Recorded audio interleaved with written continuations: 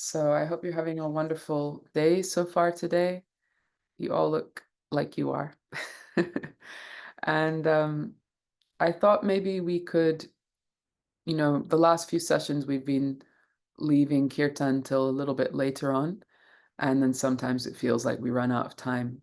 So I thought we could start with it and um, And then I'll speak a little bit about the album. I'm going to speak a bit about the meaning behind some of the songs. I don't know how many of you have had a chance to listen yet. I'd never expect that everyone's going to rush to do that. Personally, when something gets released that I really want to listen to, I usually like to listen, in a kind of undistracted way. I like listening in my car because the sound is immersive, or in some headphones and go for a walk and really focus on it because it's yeah, I think it's I mean, I'm not saying you have to do this for my work, but I love to do that to really honor the attention to detail that's being put in by the person who's created it, by not only one person, usually multiple people.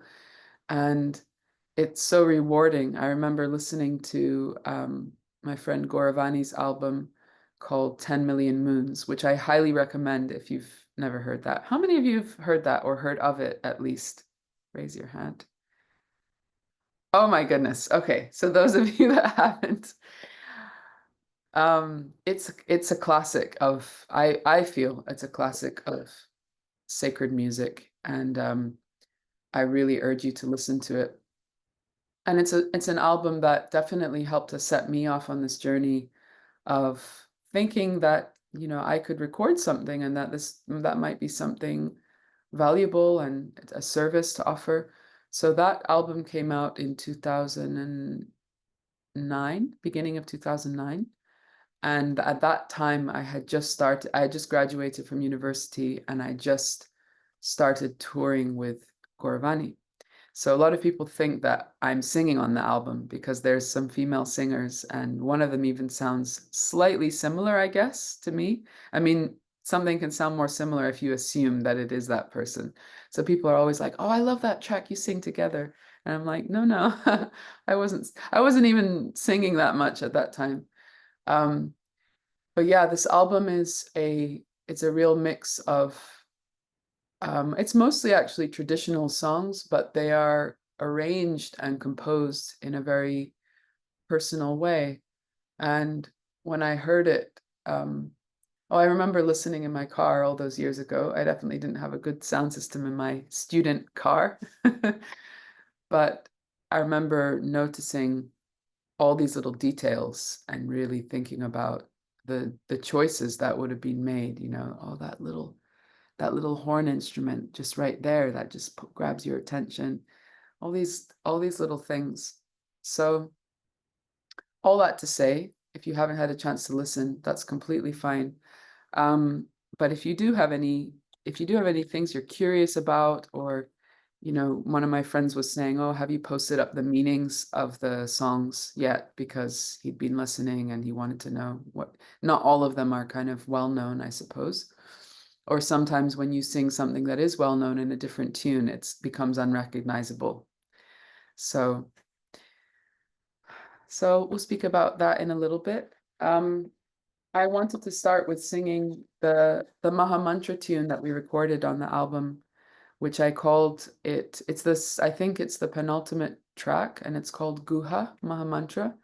Did some of you get a chance to see the beautiful animation of the woman walking into the cave and picking up the pearl? Yeah, I love that one. And for the animator, Mary, um, she was really, she's actually a self-taught animator, and she's from Ukraine. She actually came to the US as a refugee from the war just, I think, less than a year ago. And we had worked on something together even when she was still in Ukraine. Um, And yeah, she's self-taught, and she was really proud of this piece because she really, really worked on it. It was meant to be 15 seconds, and she turned it into a little 25-second story because she felt so inspired.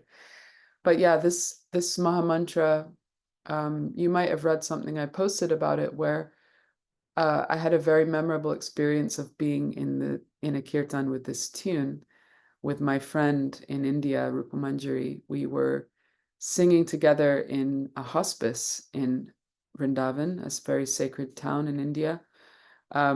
We weren't singing for anyone in the hospice.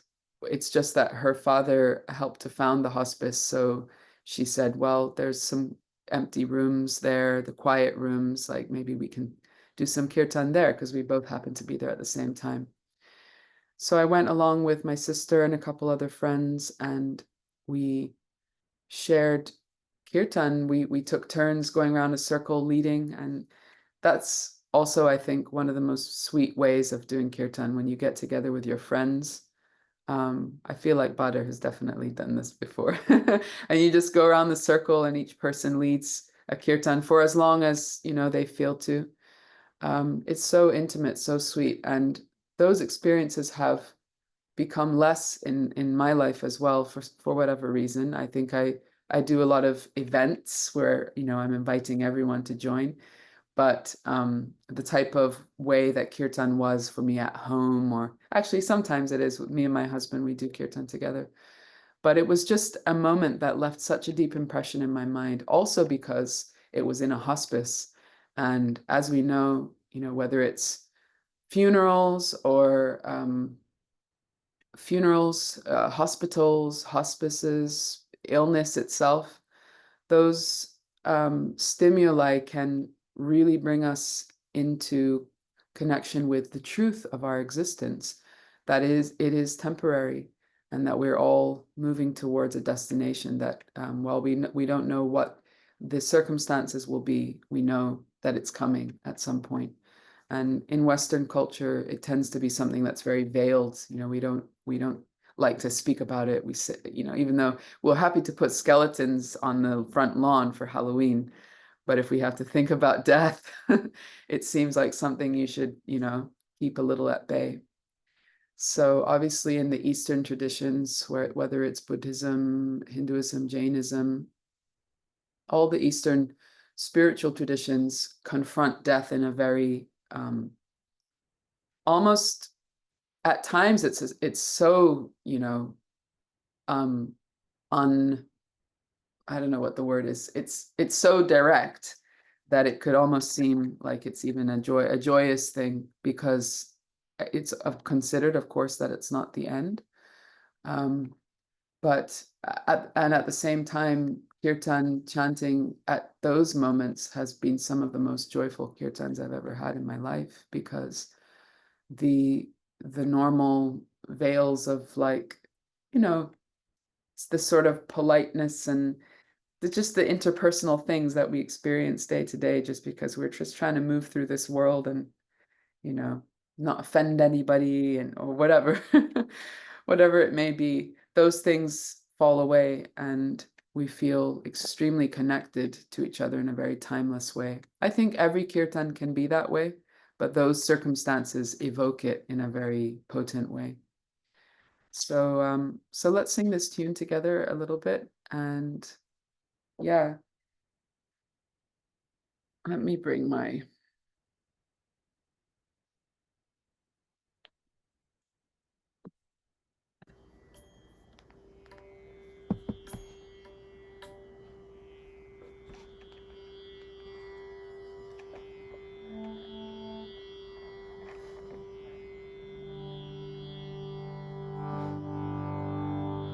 Can you hear the harmonium?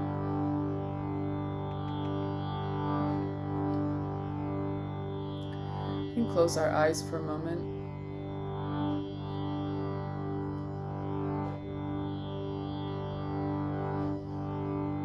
And if you know the invocation prayers, let's sing them together.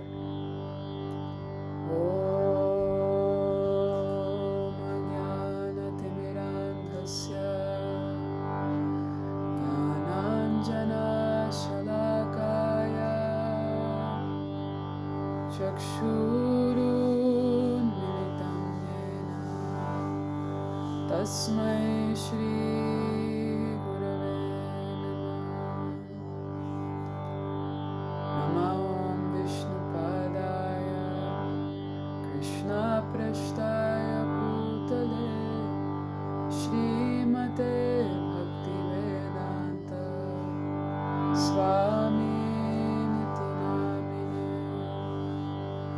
Namaste Saraswate Deve Gauravani Pracharine Nirvishesha Shunyavadi Pashtya Deshatarine Jaya Shri Krishna Chaitanya Prabhu Nityananda Shri Advaita Gadadhara Shri Vasadi Gaura Bhaktavinda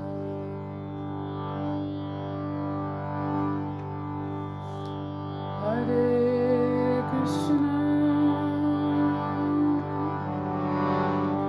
Hare Krishna Krishna Krishna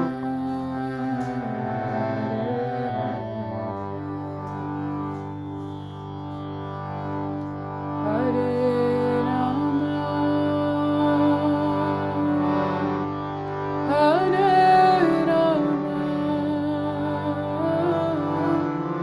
Rama Rama Hare Hare Together. Hare Krishna Hare Krishna Krishna Krishna Hare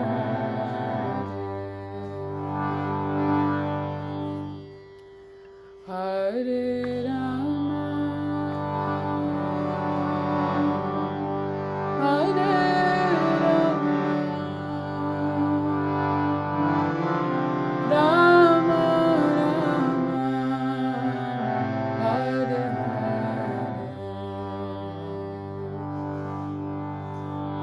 Hare Krishna Hare Krishna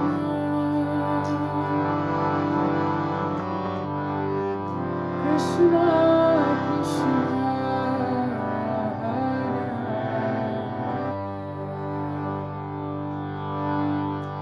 Hare Rama Hare Rama Rama Rama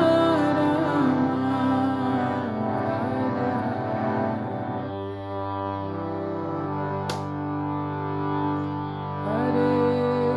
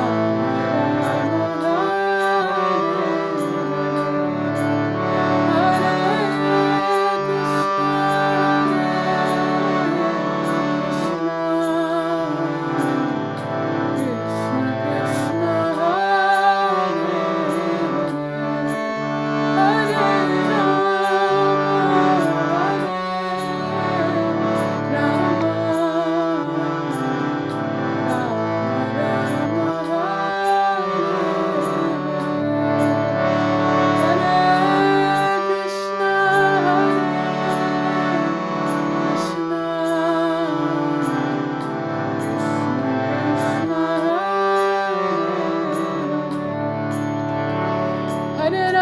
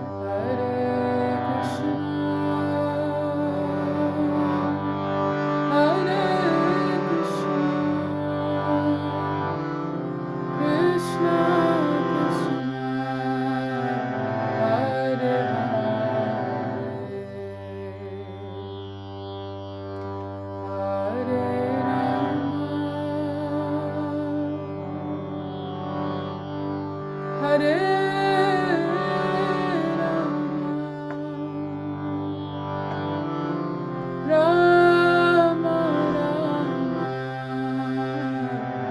Hare Last time together. Hare Krishna, Hare Krishna, Krishna Krishna, Hare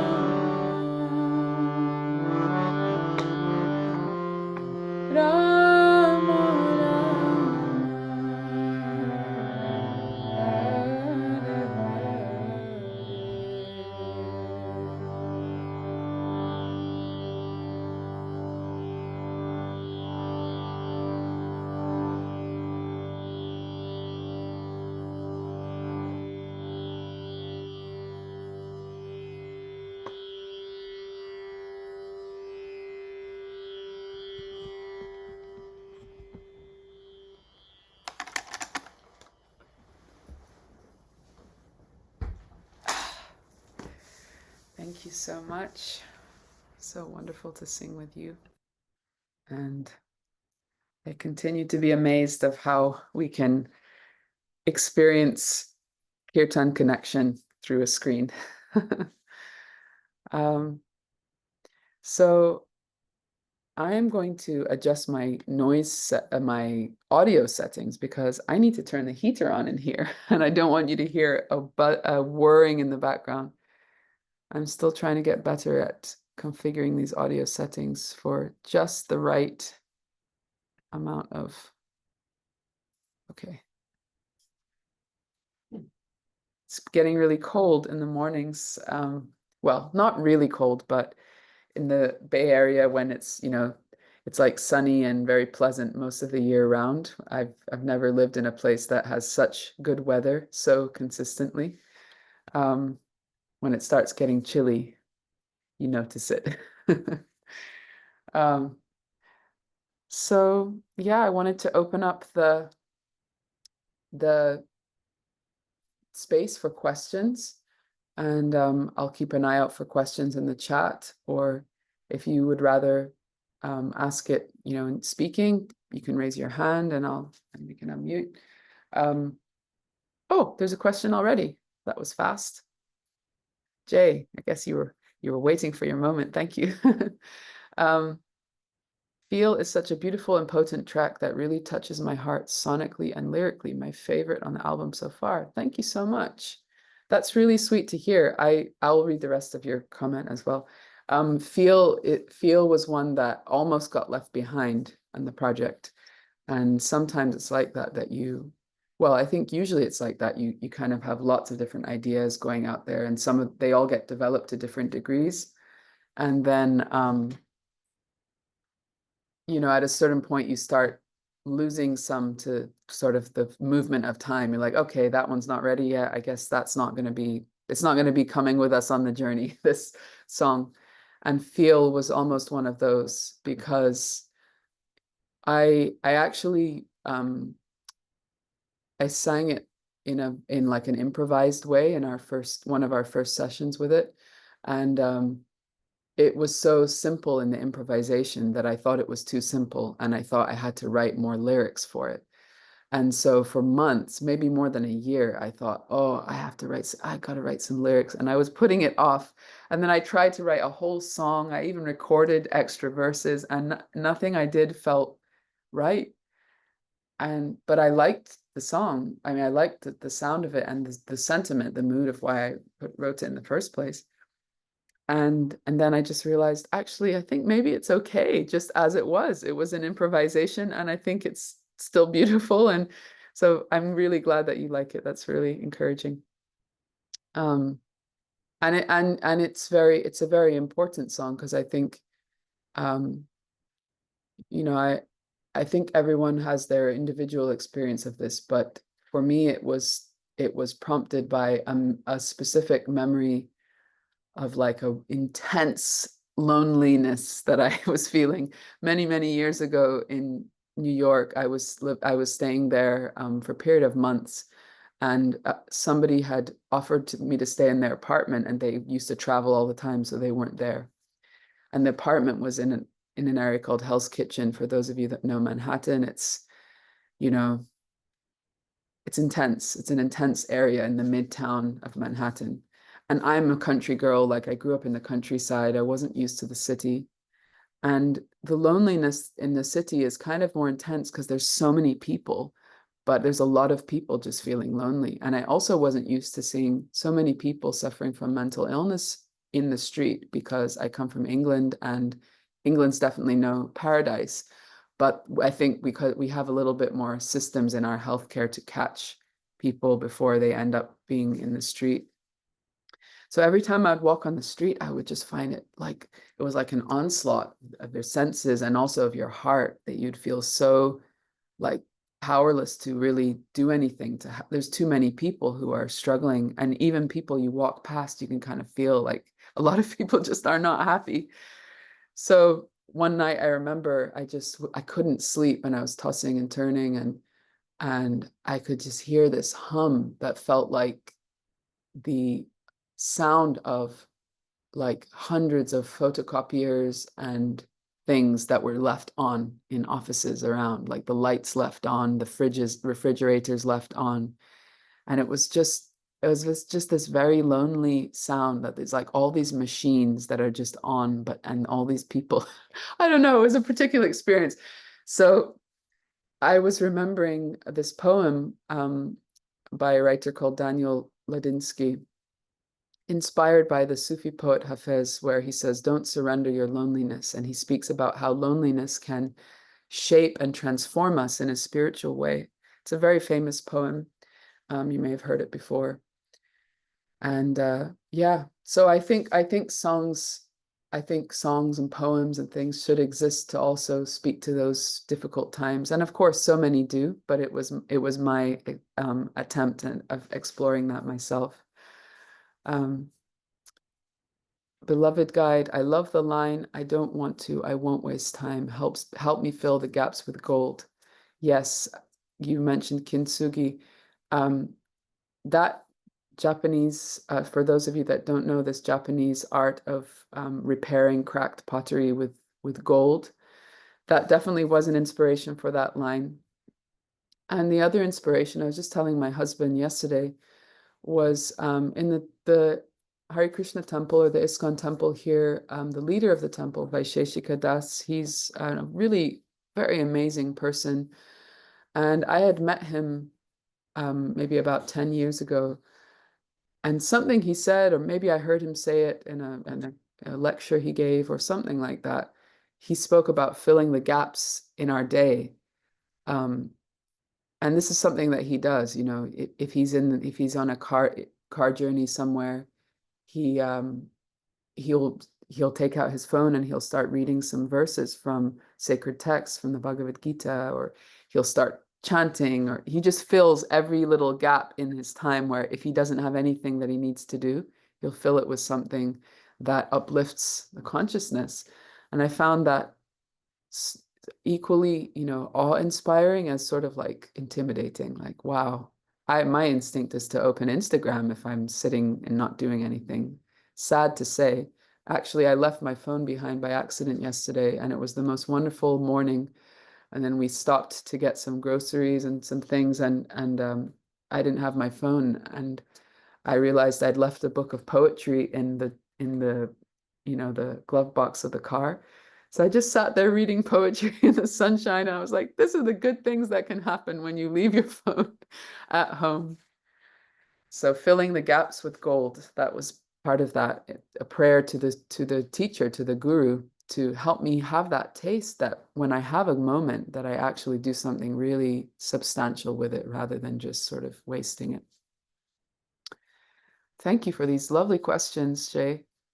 In the day the darkness fell, you sing, every word I speak could be a flower at your feet, and every breath I take could be a song, and every song I sing could be an offering. This heart is yours. Would you be so kind as to share a bit about how this flavor of philosophy intention may inform your artistic and creative process? Wow, what an interesting question. I think the basic idea of that line is it's sort of the epitome of the bhakti path of the path of service to God. Actually, those lines are inspired by a prayer by one of the acharyas, the great teachers in this lineage, Rupa Goswami. He says, may my movements be holy pilgrimage. I can't remember the exact translation, but he speaks like that.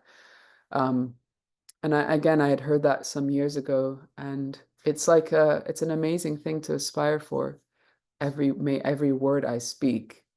What does a flower at your feet mean? Means that's something that's worthy of being offered, and that's, you know, it should be truthful, um, it should be loving, it should be devotional, it should possess humility, all these things.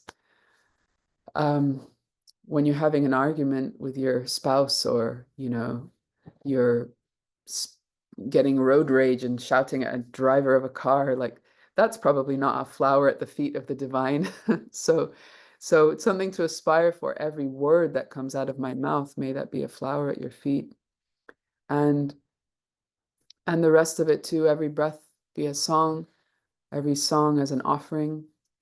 I think this is an aspiration. This is definitely not something that I embody.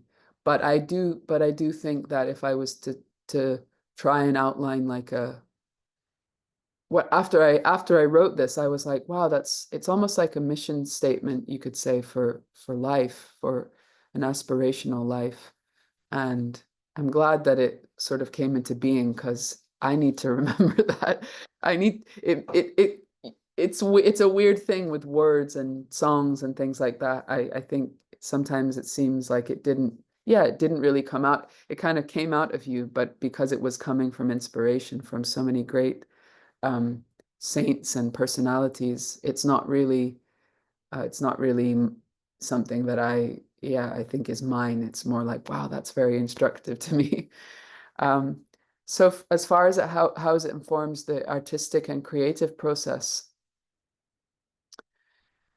I think that in a most basic way, before I try to do something, you know, when I would go into the studio or when I would be writing something or trying to compose something, or even before I do anything, I'll recite these prayers of invocation, which the song on the album Beloved Guide is actually like a personal expression of those invocation prayers, trying to encapsulate the meaning and even expanding it a little bit as to my personal kind of meditation. But yeah, offering a prayer, you know, even if it's as simple as like, just please use me in your service. That's the basic meaning of the Maha Mantra that we just sang. Please use me in your service.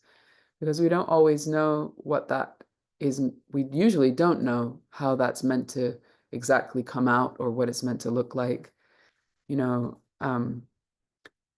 sometimes, you know, people, for example, that work in helping people with, you know, therapy, psychotherapy, you know, these kinds of things where talking is a part of it. You don't know how that conversation is going to go. You can do your best to guide the person and ask the right questions that prompt them to speak things that they may really need to bring out.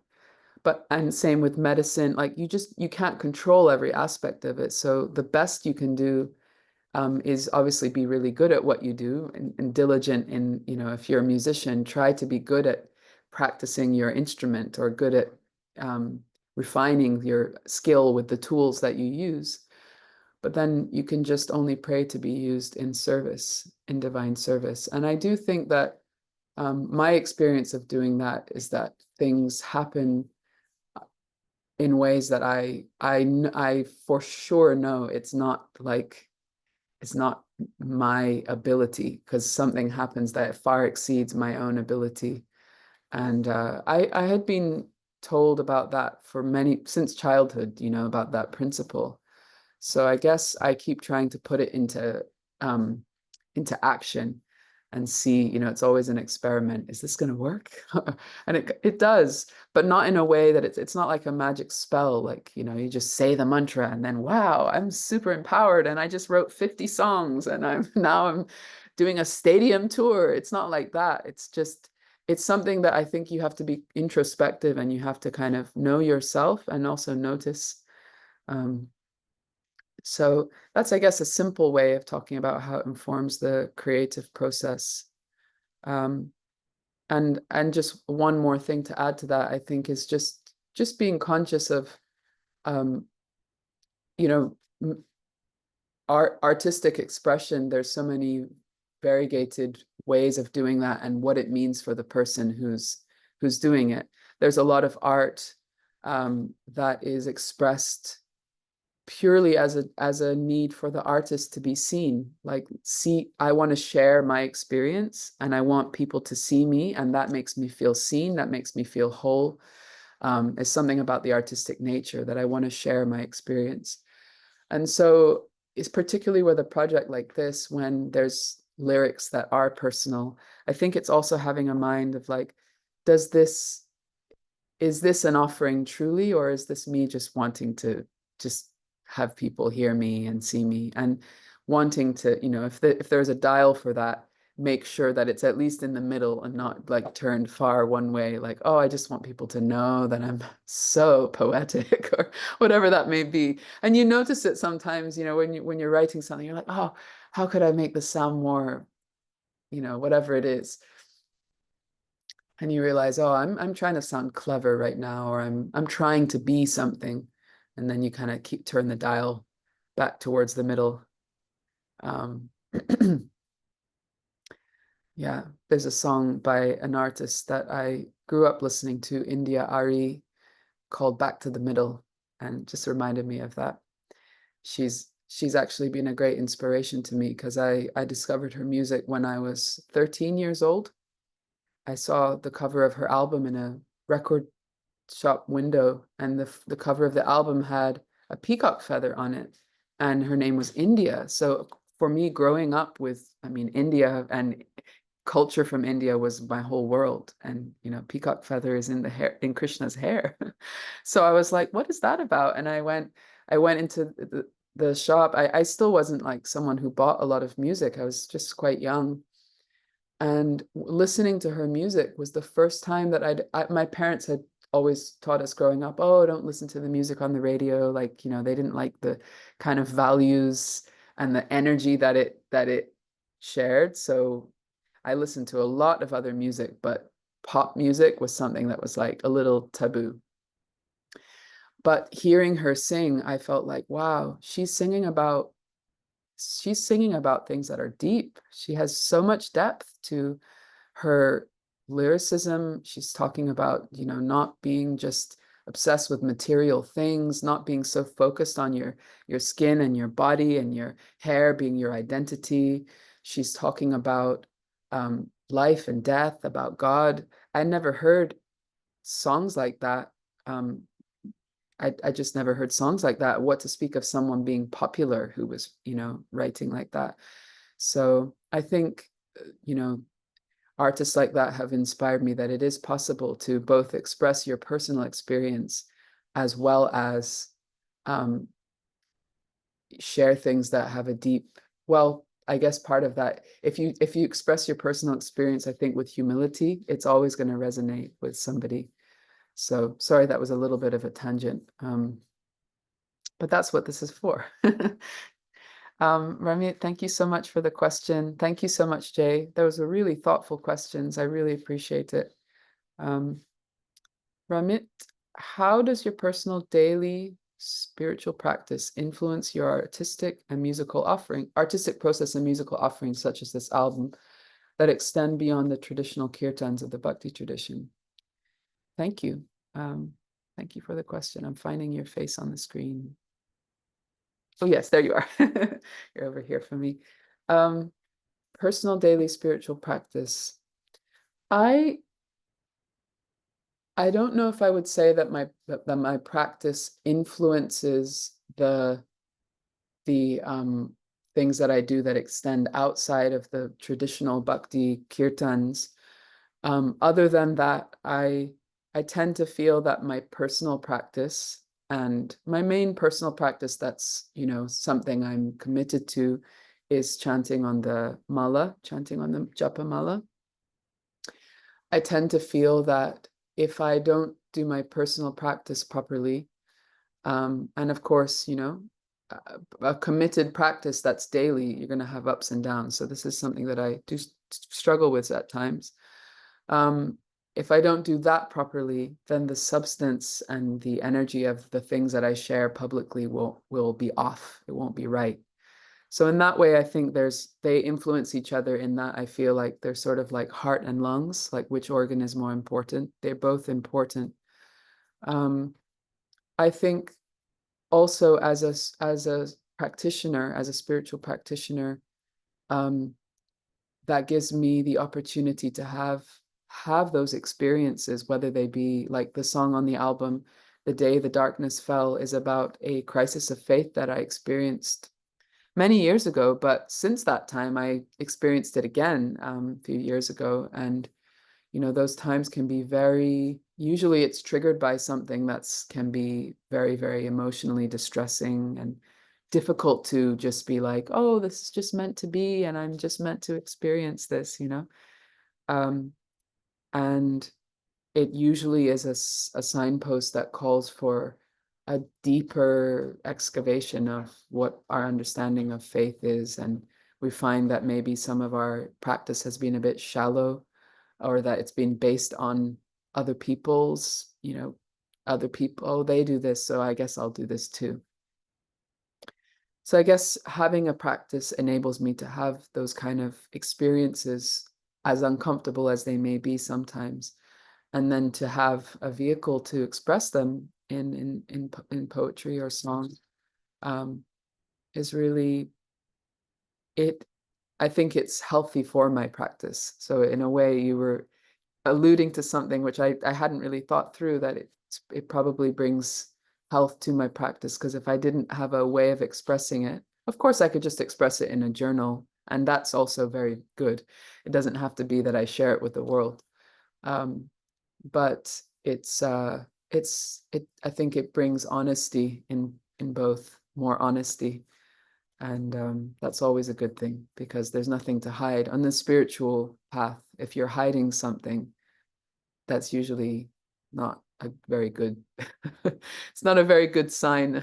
If you're hiding, who are you hiding from? I mean, you know, we can hide from people in our life, but if we know that God is within the heart, as is in the Bhakti tradition, within the heart and all around us, who knows our heart in the deepest way, then there's nothing really we can hide. Thank you so much for the question, Ramit. I really appreciate that. Let me, oh, wow. I was like preparing to just talk with no one asking any questions. I didn't think there would be any questions. So I'm really blown away. Um, if you all don't mind, we can go a few minutes over time. We have less than 5 minutes left, but I'm happy to keep talking. And maybe if you have to leave, you can just go and you can catch up with the recording later, because it would be nice to answer everyone's questions who made, you know, who came up with one. Let me ask, Edward, did you have your hand up? Or you had it up earlier? I had it up. I put it down. Oh, you put it down. Okay. Badr, maybe I'll ask for your question. So I love the album and the direction you took with it. It's very different from You Like a River to the Sea. Yeah. And it's very like mesmerizing and meditative. And Thank I you. was so that's amazing. And I hope there's more kirtans that will be done in that genre because it's more allows us to go inwards more than like the loud kirtans. Yeah. And I was wondering how, and by the way, I Trust You is my favorite song on the album.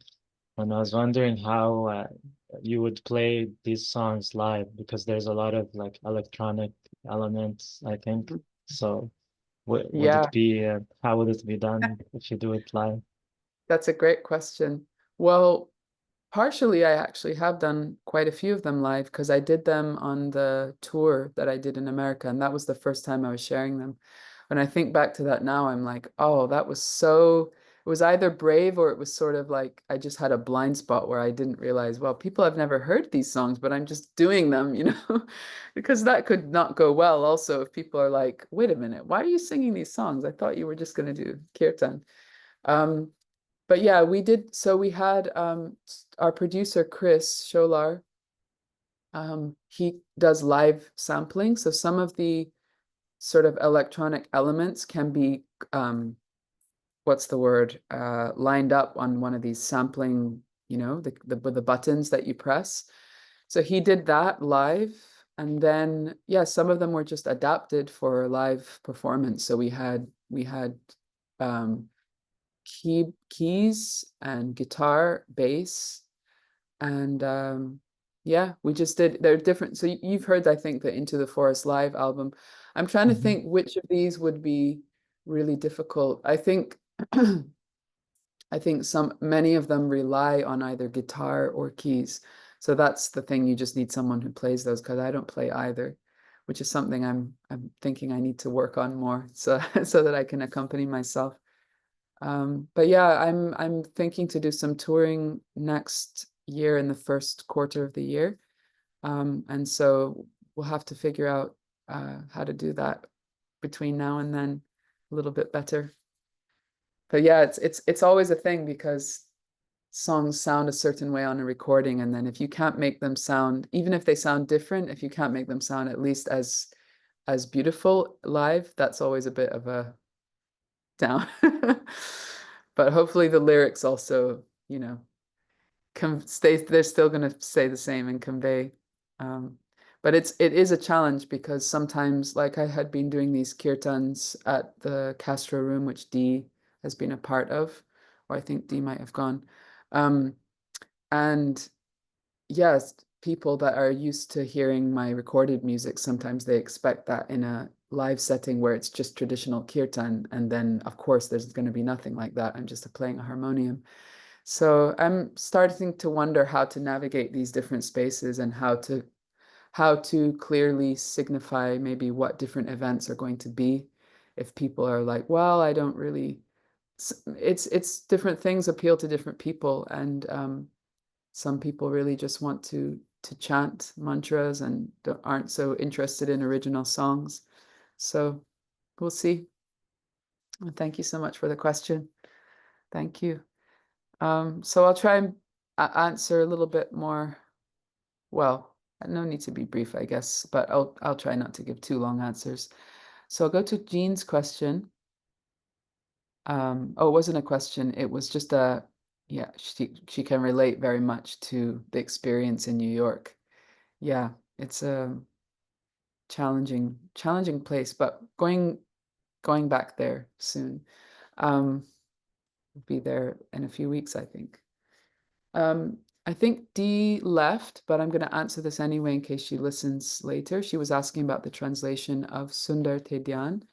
This song is a song by Sant Tukaram. He's a saint from Maharashtra. Some of you know the Vrikshavali Hare Krishna from my um, old album. Yeah. So that Vrikshavali song is also written by the same author. And Sundar Tedyan is one of his most famous compositions. It was made famous by a singer called Lata Mangeshkar, who's really known all over India. And the song, I think, was already well known, but I think she made it even more famous.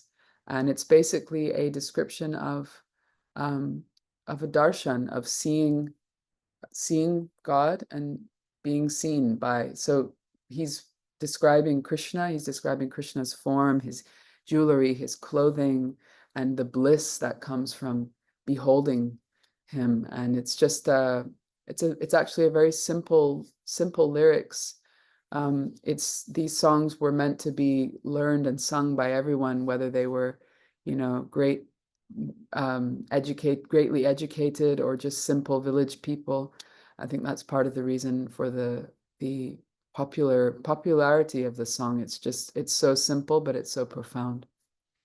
And it's profound according to the individual who's hearing it. It's according to their own understanding of what it is to see God through sound, or in within the temple. I think it will feel deep to different depths according to the listener. Okay, Maya's question. I know you did your Into the Forest tour 2 years ago. Oh yeah, so I just started speaking about this, about plans to tour. Yes, we are making plans right now, possible plans to tour in Australia, in America, US, and India. Right now, that's the current plans.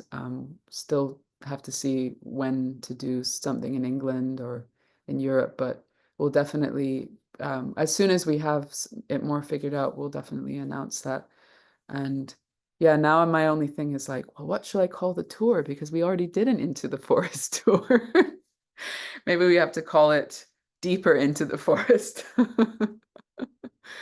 Or we got to the forest and this is the t-shirt that we came back with. um, uh, Janet, I will come do something in London for sure. Probably before I do a tour, I'd probably just do, like a one-off event, because I'll definitely come home. Let's see, any other? Yes, Jean is also feeling connected to India, Ari and George Harrison. Thank you. Oh, Badr, you shared your Kirtan album. Oh, thank you. Everyone go listen to Badr's new Kirtan album. I'm gonna make sure I save this link. Thank you so much, Badr. Well, it's been oh, maybe Badr, maybe you can send a message to everyone in the group with the name of the Okay. album so that they check it out. Yeah. Oops, I started clicking on the wrong windows. Thank you so much to all of you for this wonderful chance to share. As much as I was saying before, like, oh, art is not all about, just being seen and all of that, but actually it is a very important part of what it is to create things. I think if we created things if unless we're of very pure spiritual consciousness and we can create things only for the pleasure of God, and it doesn't really matter whether anyone sees it or not. I think still, you know, even when you're creating something for as an offering to God, you still want to know that God sees it, that God hears it, and in that way you share. It's a similar principle. I think when we do things from a place of service because we know that it might make someone else happy, and you hear so many just regular, even pop musicians talk about this when they say, when I meet someone and they tell me how the music changed their life, they're like, wow, that's just an indescribable feeling to know that you helped somebody or that you gave someone something valuable. So in a small way, even in this small group, it's really fulfilling for me to know that you listened and that it touches your heart in some way. So I really thank you so much. I realized in the shower this morning that it's actually the 4th anniversary this month of Patreon, of doing this Patreon group. So I'm really grateful, and yeah, just continue to be inspired by the possibility that as human beings, we can support each other in ways that are not only based on transaction and commercial things. That has to exist. Business has to exist in the world. But as you know, art and artists tend to be sort of a little bit to the side of, the biggest, the kind of strategies about money and all of this. I think artists are satisfied when their art reaches people's hearts, and everybody needs money to live, but it's not really what it's about. But of course, the music industry has become more and more about business. So it's less and less something that people can do as a way of, or that they can do and also feel supported in their living. So I'm very inspired that Patreon exists, and inspired that we get the opportunity to be together here in a meaningful way, to fill the gaps with gold in some way. And I just thank you all so much again. And I didn't share the December dates yet, but I'll do that. So keep an eye out on the message board. I'll share dates for December as soon as I know. I'm going to be traveling to visit my sister and my husband's family in New York and New Jersey. Badr, I think you were asking. I don't know if I'm doing like any events per se. I'm more so going for a family visit, but I will let you know if something is going to be happening. So thank you all so much again, and have a wonderful rest of the day or the evening, wherever you are. Anytime you want to send a message, again, I welcome that, and I'll see you very soon.